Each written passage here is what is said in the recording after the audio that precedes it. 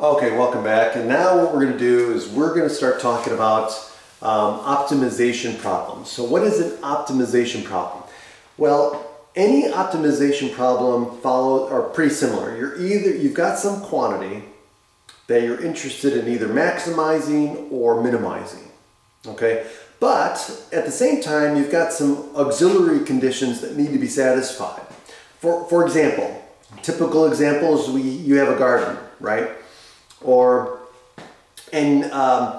want to maximize the area of the garden. Now, so you could, in theory, if you wanted to maximize the garden, just increase the size of the garden, right?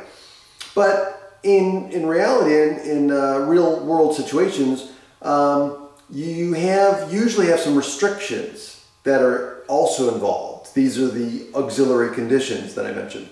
For example, you might have only a certain amount of fencing to go around the garden. So how do you maximize the area of the garden with a fixed amount of fencing? Okay, or let's say you want to maximize profits by selling a widget, right? But you've got some restrictions. You only have so much inventory, or you only have so much space or storage, or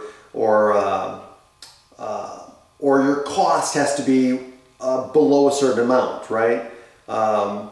Things like that. So those are what we call optimization problems. So what we're going to do is we're going to go through problems like the ones I mentioned, similar problems that we're going to apply certain techniques in solving these optimization type problems. And I think it's fun. And again, the more you practice these, the more you'll get good at them. And they're kind of fun to figure out too.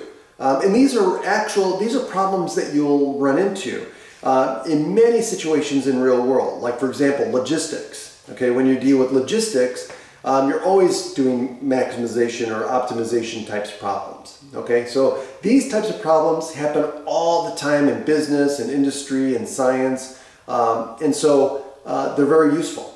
Okay, so we'll see you next time and we'll get started.